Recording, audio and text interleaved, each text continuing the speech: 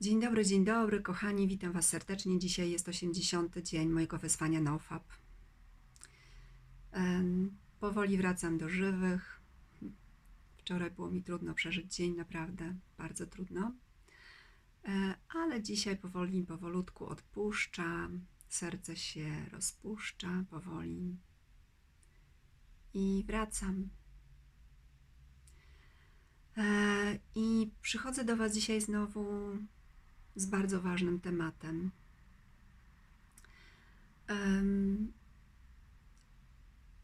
I ten temat jest powiązany nieco z tematem, który wywołał bardzo duży oddźwięk, który jest bardzo oglądany przez Was i komentowany, z tematem orgazmu. Takim najbardziej popularnym filmem, który ja nakręciłam w ogóle w całej historii tutaj tego kanału, to był film na temat skutków orgazmu u kobiet. I ja w tym filmie powiedziałam, że u kobiet to jest takie mniej ewidentne, bo u mężczyzn no to wiadomo. Ale teraz w całym tym procesie tego mojego oczyszczania się z cierpienia, ja sobie uświadomiłam, że te skutki orgazmu u mężczyzn całkiem niedawno jeszcze dla mnie wcale nie były takie ewidentne. I dlatego zdecydowałam się, że dzisiejszy filmik poświęcę właśnie skutkom orgazmu u mężczyzn. Takim często nieuświadamianym i mało znanym, może dla niektórych zaskakującym skutkom.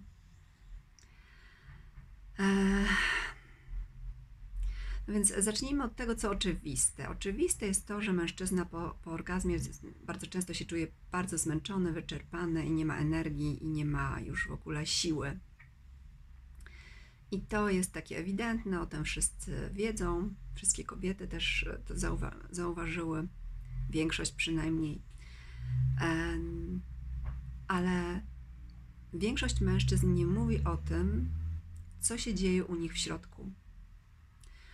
Ponieważ my, kobiety, często o tym mówimy, prawda, o swoich uczuciach i o tym, jak my się w środku czujemy, a mężczyźni są nauczeni to kierować do wewnątrz. Oni swoje uczucia kierują do wewnątrz i nie pokazują ich na zewnątrz. I mają tendencję do tego, żeby starać się samemu z nimi radzić.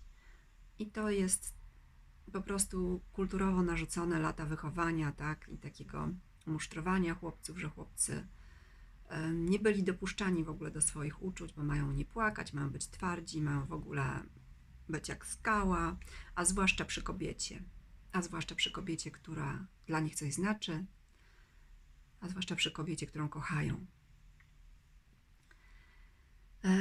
I stąd właśnie my zauważyłyśmy tylko zewnętrzne efekty tego orgazmu u mężczyzn, a no, widzimy, że coś tam może się czasem coś dzieje nie tak, ale nie zostało to nigdy wypowiedziane, albo rzadko to się zdarza, że mężczyźni wypowiadają na głos to, co się dzieje w ich wnętrzu po orgazmie.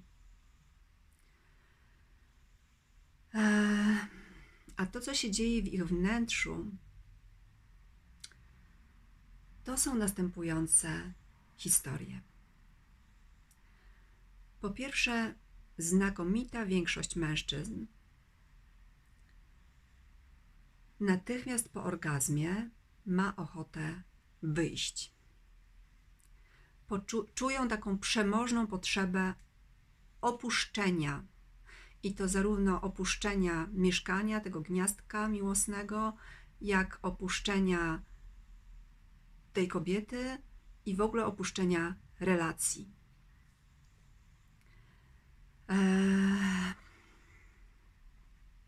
To było dla mnie dużym zaskoczeniem. Ja nie wiedziałam, że tak jest. Jestem ciekawa, jak tam panowie, czy tutaj któryś z Was może coś napisać. Ale z tego, co wiem, co czytam, i co słyszę w rozmowach też z mężczyznami, w rozmowach z kobietami, które opowiadają różne swoje historie, to rzeczywiście jest duże prawdopodobieństwo, że ta teoria się potwierdzi. Mężczyźni po orgazmie również mogą odczuwać taką, mówi się na to burzliwy temperament. I burzliwy temperament to często może dotyczyć obu rzeczy, czyli to dotyczy z jednej strony burzliwy temperament, czy to jest mężczyzna, który ma dużo seksu, ale też to jest mężczyzna, który ma w sobie, który jest wybuchowy, który ma w sobie dużo złości, który tą złość uzewnętrznia. I my często nie łączyliśmy do tej pory tych dwóch rzeczy, ale istnieje wysokie prawdopodobieństwo, że złość i wybuchowy temperament są skutkiem orgazmu. Kolejna sprawa. To są tematy, które opisuje znowu Marnia Robinson w swojej książce Cupid's Poisoned Arrow, którą bardzo Wam serdecznie polecam przeczytać, kobietom i mężczyznom. Naprawdę bardzo ważna książka na temat seksualności. A więc u mężczyzn pojawiają się również różnego rodzaju myśli. Tak jak u nas, u kobiet, pojawiają się myśli negatywne na temat partnera, tak u mężczyzny pojawiają się zazwyczaj, w znakomitej większości przypadków, myśli dotyczące tej silnej, przemożnej, podświadomej potrzeby wyjścia z relacji. Czyli pojawiają się myśli takie: chciałbym kochać, chciałbym dawać miłość, ale nie potrafię. Mam ze sobą problemy. Jestem związkofobem. Albo nie potrzebuję partnera, bo jestem na drodze duchowego rozwoju. Cały szereg tego typu myśli, to mogą być różne oczywiście, bo każdy mężczyzna jest inny, ma inne doświadczenie, ma inne ze sobą bagaż doświadczeń, ale pojawiają się takie myśli, które uzasadniają tą potrzebę wyjścia.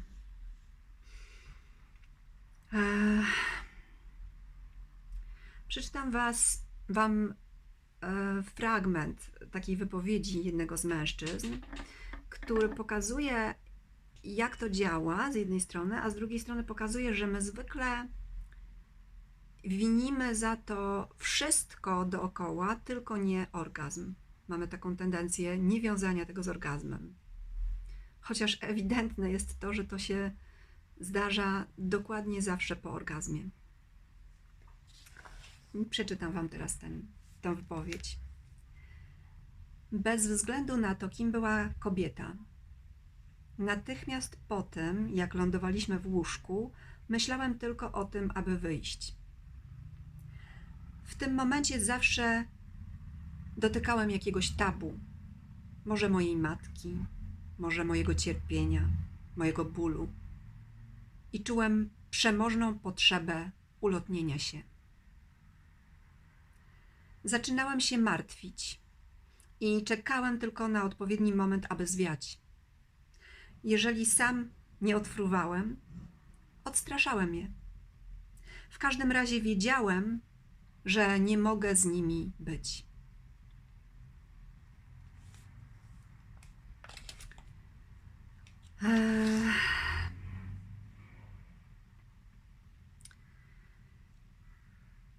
I tak, kochane, nawet jeżeli mężczyzna nie poddaje się temu impulsowi, który jest pierwotny, nie poddaje się temu impulsowi, ponieważ została wcześniej nawiązana więź emocjonalna z partnerką i on już tą partnerkę pokochał, albo gdzieś tam ma w sobie zakodowaną głęboką potrzebę budowania więzi i chce spróbować i nie poddaje się temu impulsowi, ucisza ten gadzi mózg, który jemu każe uciekać. I nawet jeżeli nie poddaje się temu, to po seksie kobieta zawsze jest dla mężczyzny mniej pociągająca, ma mniejszy po prostu magnetyzm w sobie. No bo on dostał do mózgu po orgazmie taki komunikat: mam dość, mam dość tego partnera, idę szukać następnego najczęściej, bo to jest właśnie efekt Coolidge'a, o którym opowiadałam w filmie, który Wam tutaj podlinkuję. Jest to w zasadzie, można powiedzieć, związane z wyrzutem hormonów i różnych chemikaliów do mózgu. I jest to taki rodzaj kaca, takiego postorgazmicznego kaca, subtelnego dyskomfortu, który jest czasowy, który zmienia percepcję partnerki na gorsze, ale nie jest to takie chwilowe, ponieważ trwa to do kilku tygodni. Średnio około 2 tygodni. Ale to nie koniec, moje drogie. Ponieważ po całym tym wyrzucie myśli, emocji, przy tym wyczerpania fizycznego, jak gdyby spadku energetycznego, bo zobaczcie, tutaj z jednej strony mężczyzna się czuje wyczerpany energetycznie, nie ma siły, nie ma swojej mocy, pozbywa się swojej mocy, pozbywa się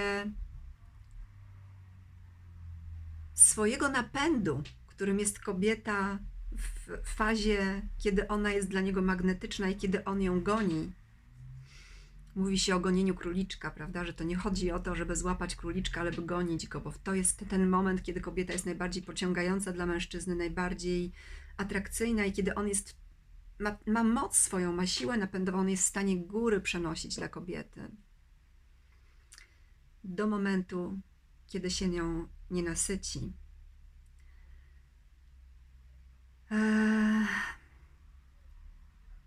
Więc co się dzieje dalej? Kiedy pojawiają się te wszystkie emocje, ten wyrzut emocji, niechęci, przesytu, poczucia wyczerpania i poczucia braku mocy, często zdarzają się 2 rzeczy. Po pierwsze, mężczyzna ma wyrzuty sumienia. On myśli, że z nim jest coś nie tak. On myśli, że on jest jakiś zepsuty, że on nie potrafi kochać, że coś z nim jest nie tak, skoro po prostu każda kobieta, która się pojawia w jego życiu, no żadna nie jest dla niego dobra wystarczająco. Może się też pojawić taki jak gdyby taka projekcja tych negatywnych uczuć na sam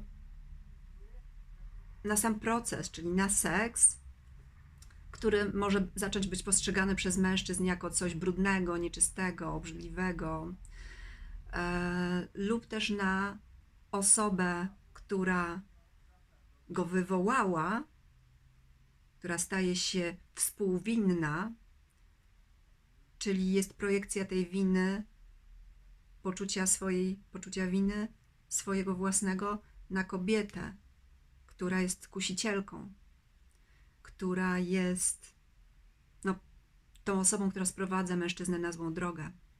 A przecież jak już się okaże po akcie, to ona nie jest wcale taka atrakcyjna, jak się wydawało na początku, bo ona traci ten swój magnetyzm.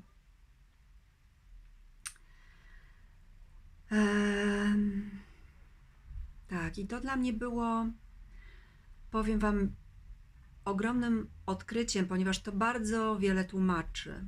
To tłumaczy takie zamiłowanie współczesne do one night standów, do takiego nieangażowania się emocjonalnego i tylko do samego aktu seksualnego, który jest przecież sam w sobie bardzo przyjemny.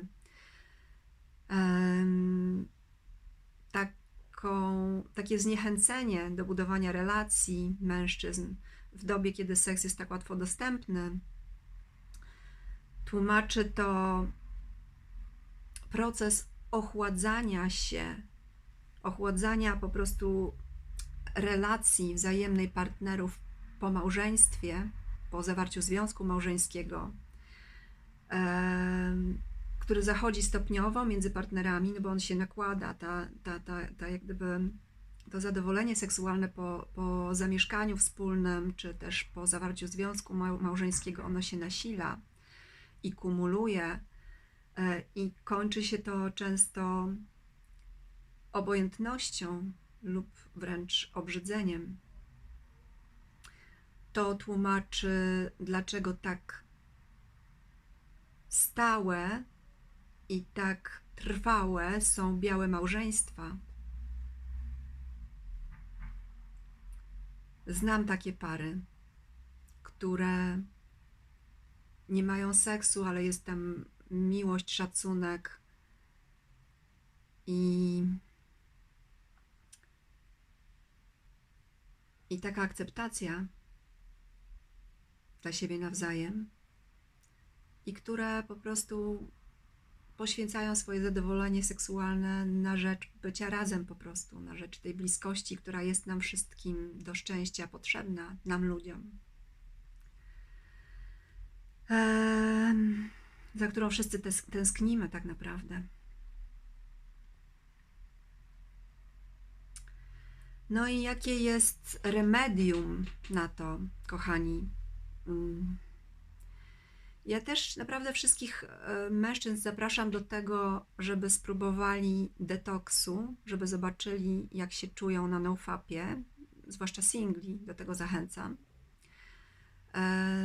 Natomiast oczywiście nofap nie zachęcam do tego, żeby trwał całe życie, i to nie jest nasz cel, prawda? Naszym celem, naszym pragnieniem jako ludzi jest budowanie relacji, jest życie w miłości, jest budowanie szczęśliwych związków,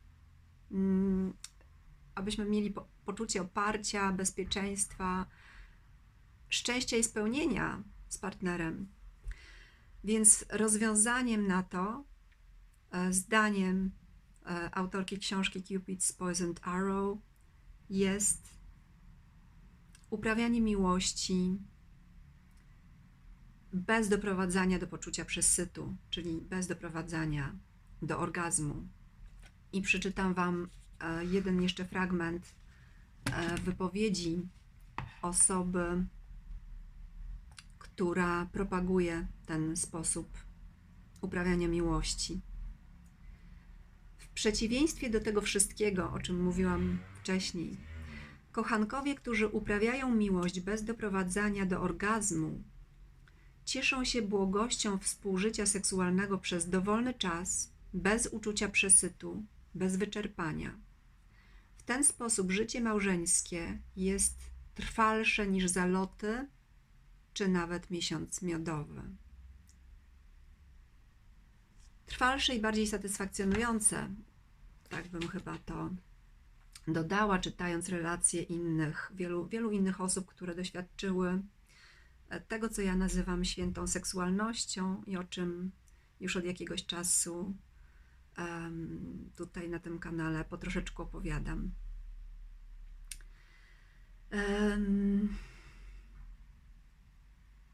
Tak sobie myślę, że na koniec powiem Wam tylko, podzielę się z Wami swoją historią. Moja historia potwierdza wszystko, czego ja się nauczyłam w procesie NoFap. Wszystko na temat orgazmu u kobiet, wszystko na temat orgazmu u mężczyzn. I moje cierpienie, którego wczoraj doświadczałam, przedwczoraj i jeszcze dzisiaj, ono wynika ze świadomości. Z reguły się mówi, że cierpienie wynika z nieświadomości, a tutaj to cierpienie moje wynikało wręcz przeciwnie, ze świadomości. Ponieważ ja wreszcie oświeciłam świadomością to, co się wydarzyło pomiędzy mną a mężczyzną, którego kochałam. I zrozumiałam to, co się zadziało. Zrozumiałam, że byliśmy tak naprawdę marionetkami jak gdyby w rękach genów, w tym programie genetycznym, biologicznym, który nami rządzi. Tym programie, który rządzi naszym życiem seksualnym i naszym życiem miłosnym. I to, co mnie bolało najbardziej, to było to, że ja, mając tę świadomość, mając tę wiedzę, którą mam, ja już nie mogę nic zrobić. Nie mogę wprowadzić, wdrożyć w życie tej wiedzy, przynajmniej z tą osobą, ponieważ ta osoba wzięła ślub z kimś innym. I ja na początku wydawało mi się, że ja mam to przepracowane, że to jest okej, że ja mam odpuszczone, że ja już to odpuściłam, ale jednak to była moja wielka miłość, w którą ja dużo zainwestowałam. I jest dziecko, które nie wychowa się w pełnej rodzinie, kolejne dziecko. I dlatego to jest dla mnie tak trudny proces.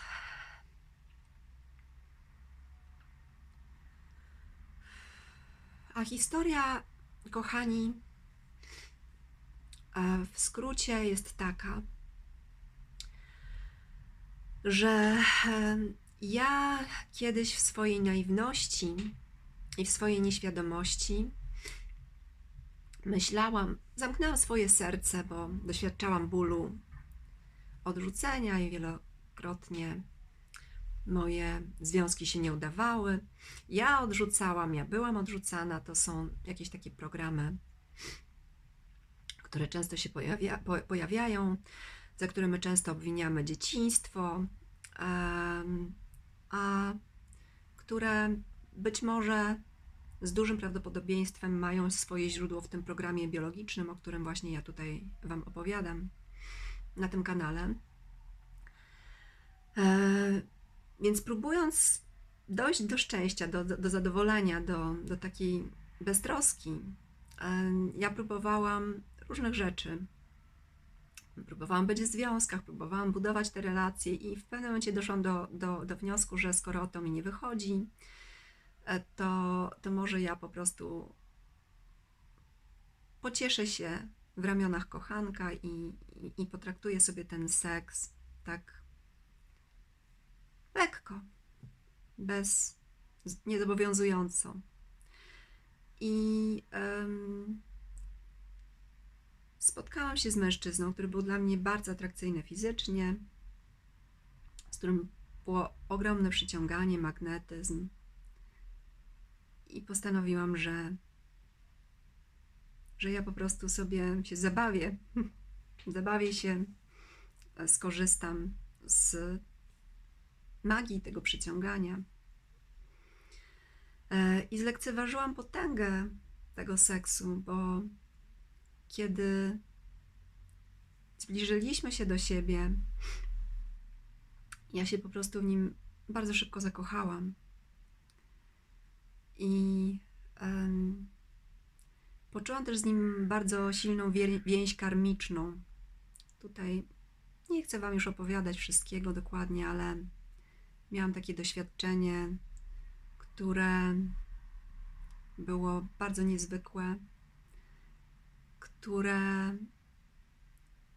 pokazało mi, że to jest bardzo ważna osoba w moim życiu, ponieważ my często kobiety, nie wszystkie, ale ja zaliczam się do takich kobiet, które działają w miłości, w seksie, generalnie w życiu,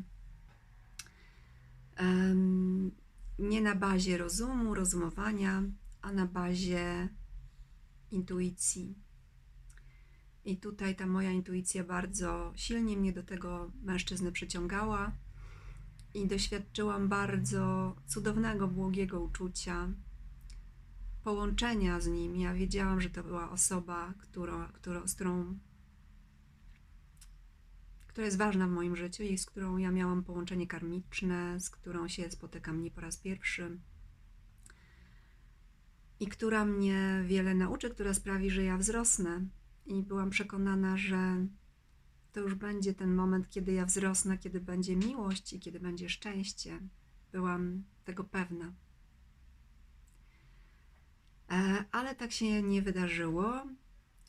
Uruchomił się w nim ten syndrom ucieczki. Ja z kolei bardzo szybko zaszłam w ciążę. I te wszystkie postorgazmiczne schematy w nas się uruchomiły, w nim chęć ucieczki, we mnie chęć uwieszenia się i taka jakby taka chęć zbliżenia się, którą ja jednak, no znając już pewne takie teorie, powstrzymywałam, więc ja że tak powiem, nie przelewałam na niego tego cierpienia, natomiast już ja cierpiałam w momencie, kiedy czułam, że on się oddala ode mnie. I to działo się, bo tutaj ktoś wspominał gdzieś tam w którymś z komentarzy o orgazmie symultanicznym, to chciałam Wam powiedzieć, że ja doświadczyłam z tym mężczyzną orgazmu symultanicznego od pierwszego połączenia i seks był przecudowny. Magnetyzm był ogromny.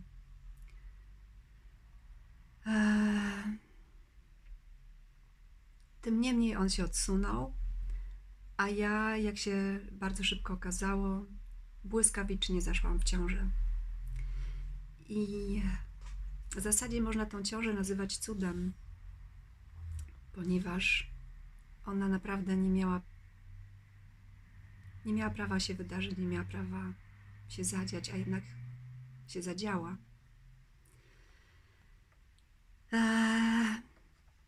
No i ja oczywiście poinformowałam go o tym, to znaczy chciałam się spotkać, on się nie chciał spotkać, bo on czuł, że jakby w jakim celu ja się mogę spotkać i jego to kompletnie przerosło.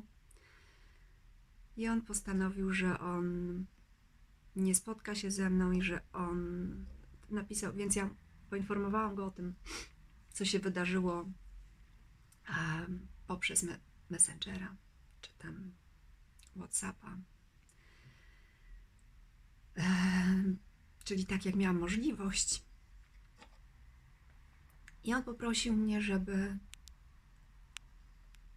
on po prostu poprosił mnie,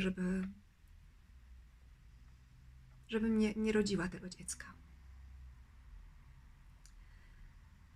I że on mi będzie pomagał, że nie będzie opiekował się dzieckiem i prosił mnie, żebym się tym zajęła. I ja, wiecie, byłam w bardzo trudnej sytuacji w ogóle materialnej i życiowej.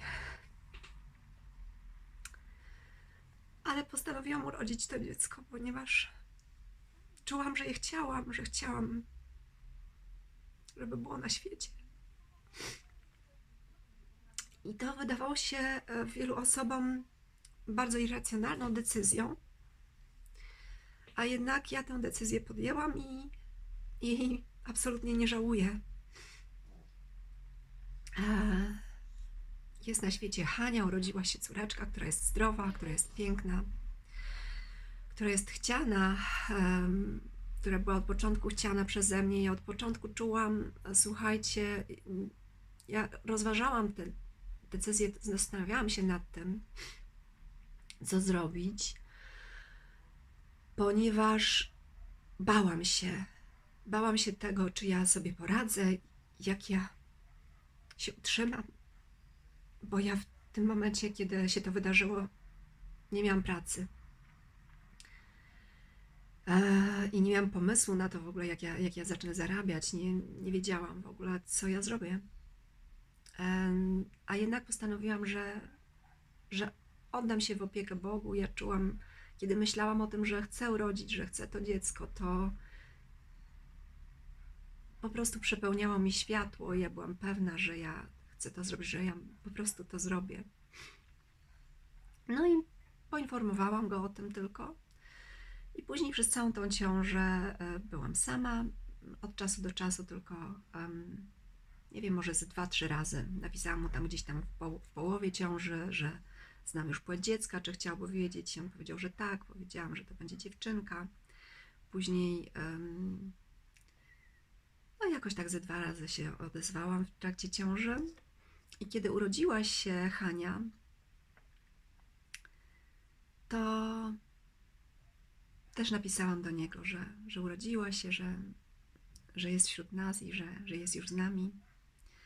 I czy chciałby, zadałam mu 2 pytania, czy chciałby ją zobaczyć i czy chciałby ją uznać. I on odpowiedział tak. Wydarzył się cud, kochani, wydarzył się cud. On chciał poznać dziecko, uznał dziecko. Nasze spotkanie, w ogóle kolejne, to odbyło się w Urzędzie Stanu Cywilnego, gdzie on po raz pierwszy zobaczył swoją córeczkę na żywo, bo oglądał, ja umieszczałam relacje takie na WhatsAppie i wiem, że on te relacje oglądał przez całą moją ciążę i później jak dziecko się urodziło także. Ale właśnie w Urzędzie Stanu Cywilnego zobaczył ją po raz pierwszy na żywo i widać było, że on po prostu, że ta więź jest, że on ją pokochał natychmiast. I zaczął do dziecka przychodzić. Regularnie przychodził do dziecka, przychodził raz w tygodniu. I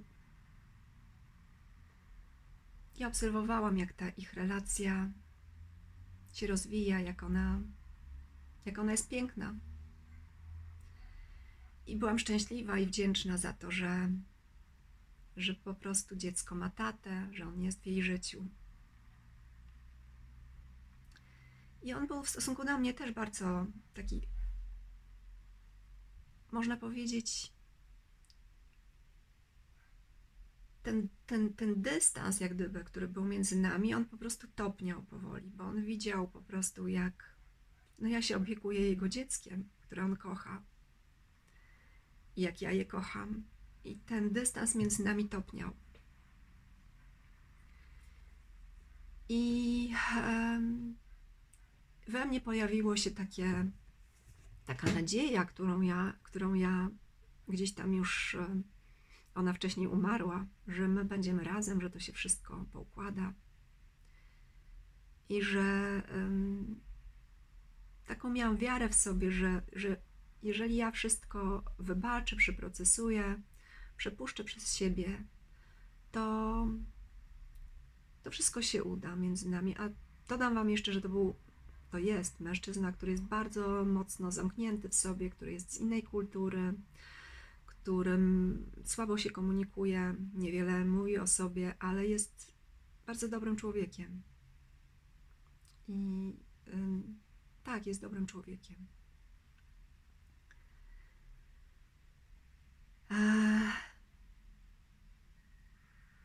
No i cóż, i to się jakoś tak... Ja widziałam, że w nim po prostu też to serce topnieje, że on się zbliża, że on jakby ma jakieś uczucia do mnie, ale trzymał dystans cały czas i ja nie rozumiałam, co się dzieje, i w pewnym momencie postanowiłam, że się dowiem tego, ale nie chciałam być taką kobietą, wiecie, osaczającą, która przypiera mężczyznę do muru i mówi, to co, będziemy razem czy nie, i ja postanowiłam, że ja pójdę we flirt i zaczęłam z nim flirtować. I on to bardzo chętnie podchwycił, bo oczywiście ten magnetyzm, który był między nami, on zdążył się odrodzić, odnowić, i ja znowu byłam dla niego pociągająca, atrakcyjna i magnetyczna. I on zaczął to wyrażać. I w pewnym momencie ja już po prostu, ale czułam, że on jak gdyby nadal nie zbliża się do mnie, nie dochodzi do tego kontaktu fizycznego, takiego w sensie seksu, bo myśmy już się przytulali, już gdzieś tam to się zaczęło powoli rozkręcać. On zaczął coraz częściej bywać w domu, mieliśmy jakieś wspólne projekty, on w ogóle przynosił mi jedzenie, przynosił mi czekoladki, kwiaty.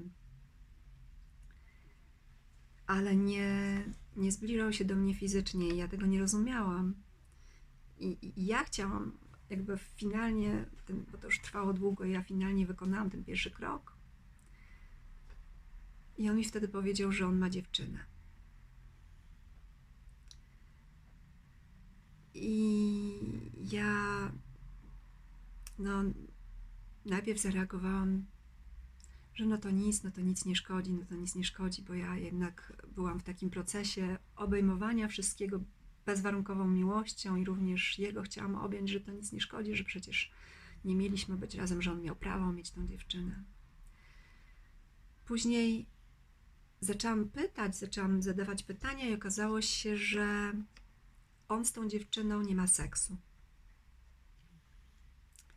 I ja wtedy po prostu ucieszyłam się i sobie pomyślałam, wow, no to skoro nie ma seksu, to w ogóle nie ma zagrożenia, bo przecież nie ma magnetyzmu między nimi, a między nami jest magnetyzm, więc jak my zaczniemy chodzić do łóżka ze sobą, to po prostu to bez dwóch zdań on mnie wybierze. I przepraszam, muszę odrzucić połączenie. I poszliśmy ze sobą do łóżka. I było oczywiście cudownie.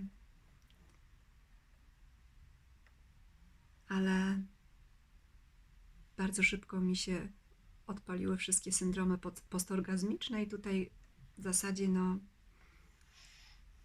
głównym powodem, dla którego ta moja percepcja się zmieniła, że ja nie mogę już czekać, to była ta partnerka, która czekała na niego w domu, która z nim mieszkała, która z nim nie miała seksu, ale która z nim mieszkała.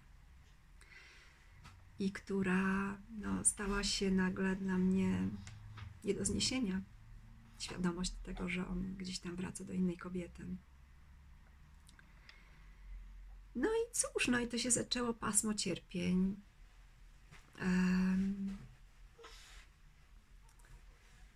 I zaczęło się takie szarpanie, odpychanie, przyciąganie.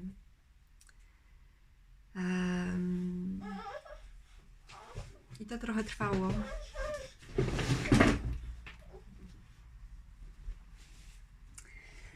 Na finał tej historii już znacie, tak? Wiecie, kogo wybrał. Wybrał zgodnie z programem biologicznym. I to powodowało we mnie sporo cierpienia. Ale też myślę sobie, że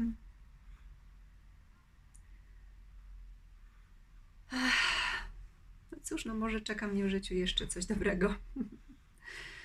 Na pewno gdyby nie to, że ta nasza historia tak się potoczyła, to ja bym nie odkryła tej całej wiedzy, którą odkryłam. Nie byłabym na NoFapie, nie wiedziałabym, jak to działa wszystko i nie mogłabym Wam o tym opowiadać. Myszka. Także wszystko się dzieje po coś.